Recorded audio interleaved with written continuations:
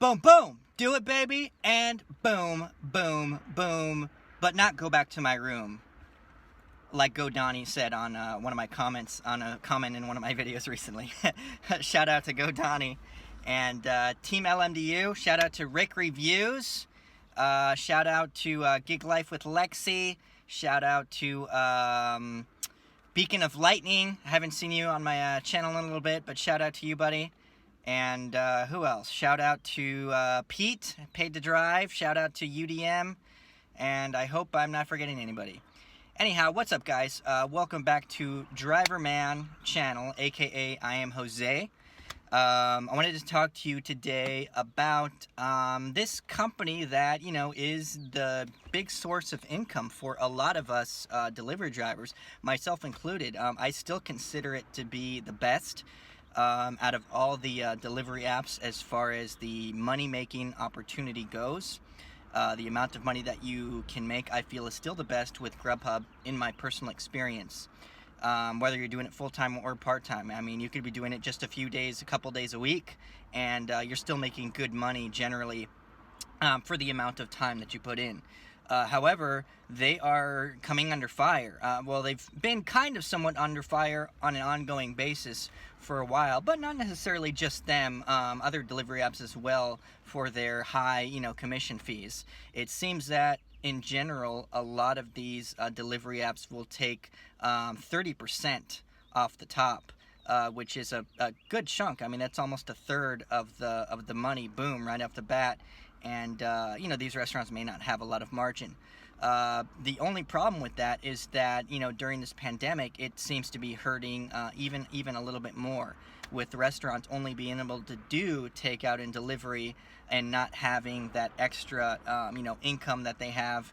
Well, the main source of their income, I suppose, that they have with people coming in to the restaurant themselves.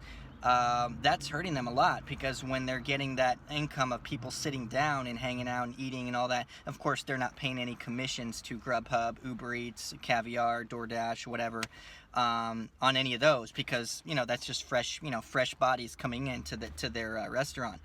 So all they have is delivery and takeout. Then they're still getting their profit on the takeout, but on delivery, if it's mostly dominated by these third-party apps, then most of their business is losing 30% in general. Whereas before, I don't know, I'm not an expert on the restaurant percentages. I didn't do I didn't look into like how much of a restaurant's business on average is dine-in versus delivery, but I would assume, just throwing a number out there, even if it was just half, let's say it was half and half, then there's like half of their good income gone. So it's definitely hurting.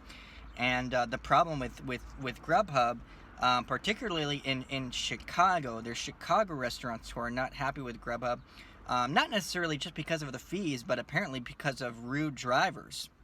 So I know none of you behave this way. I'm pretty sure everybody who watches my channel is someone who knows how to behave themselves, and they watch channels such as mine and Paid to Drive and UDM because you guys see the importance in doing it right. You want to learn the tips and tricks, not necessarily just how to make money, but by being a better delivery driver and behaving and carrying yourself in a better manner, you make more money anyway, particularly with people. If you get them their food faster, etc., in better condition, they're more prone to keep using the service. And if you happen to pop up on their app a second, third time, fourth time, oh yeah, last time this guy delivered to me, the food was good, okay, yeah, I'll keep the order and not cancel it or use another service, and I'll tip him more this time. That could make you more money, because generally you're delivering in the same neighborhood, and we are creatures of habit. And so a lot of times, this is just what I've learned from my experience. Yeah, I've gotten a lot of repeat customers. I had the same lady 2 times in a row in just 2 days. A lady who tips me in cash, and because she left the same instructions, like, oh, the entrance is on the side of the building. I was like, oh wait, I think I've been here before. I had her on the phone because she said call first, and I was like, oh yeah, I remember you. I think I've been to your place before. And yeah, sure enough, it was the same lady who her door's right there, and she tips me cash. So yeah, with that in mind, I think it's good to try to do a better job, and also to not create a bad environment in the restaurant, because a restaurant can also take you off of their list and say, hey, Grubhub, don't send that driver to our store anymore, and then you can't go to that store anymore. So you don't want that either. You don't want to be blacklisted from a restaurant, particularly if it's one that generally people order big amounts from, which, amounts to usually, bigger tip, more money for you, etc., etc. So I don't get why some of these, where the intelligence or the reasonability or logistics go into the mind of a delivery driver who's, going in and being rude to the restaurant workers, saying like, hurry it up, and yelling at the staff.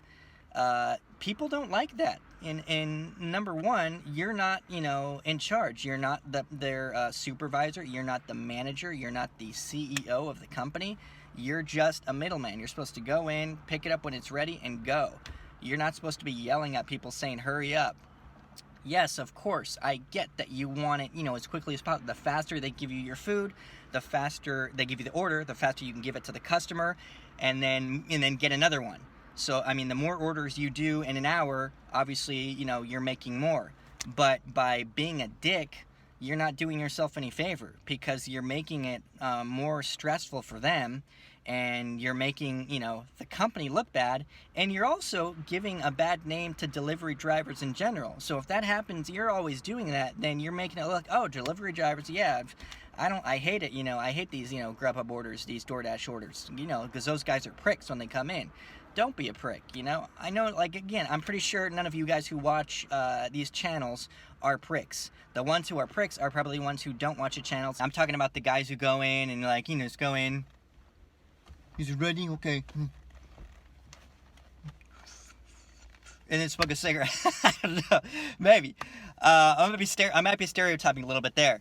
But anyhow, yeah, it's just that bad attitude is no good. Is no good.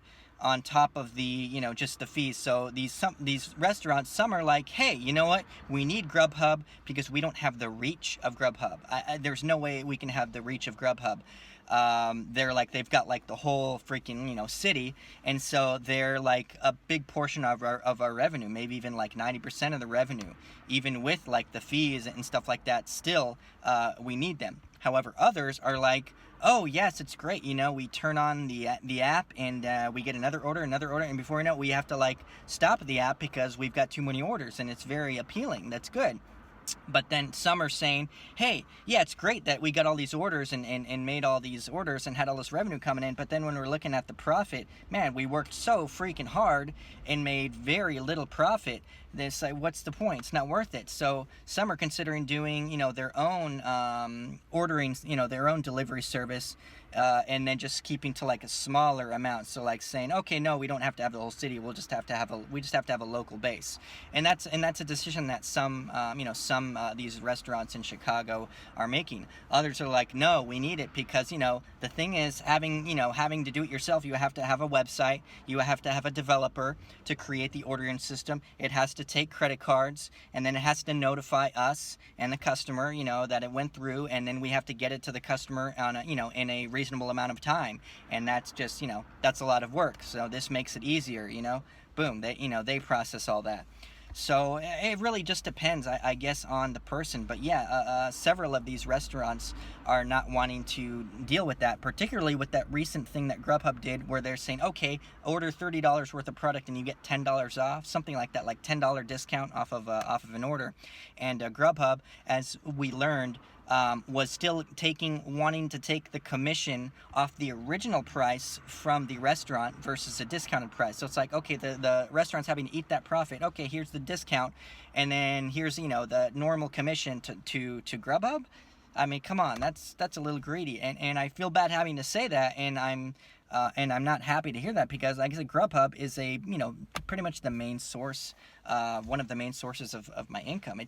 I still consider it to be the best. Like I said at the beginning of the video, it's a great way to make money, and I don't want it to get this bad press, but I don't want it to be because they're being greedy. They mentioned in the article one of these guys from these restaurants saying, hey, you know what, they could have been, you know, it's a pandemic and we're all struggling, all we have is to depend on to survive, for a restaurant to survive, is these deliveries, and they could have helped us out, you know, they could have been a hero, but instead they're just, you know, they're just being greedy and wanting to take more money at a time where we're, you know, where we're struggling more, we're, you know, pinching pennies. And it makes sense. So yeah, I'm sorry to say, but yeah, come on, Grubhub, shame on you for doing that. Don't be like that. I know I read DoorDash and I think some other company were offering to do 50% reduced commissions at this time from like March to May, or like April to May. It's in the article that I'll link to in the description. But yeah, for at least like a certain amount of time, they're going to say, okay, we're only going to take 50% commission.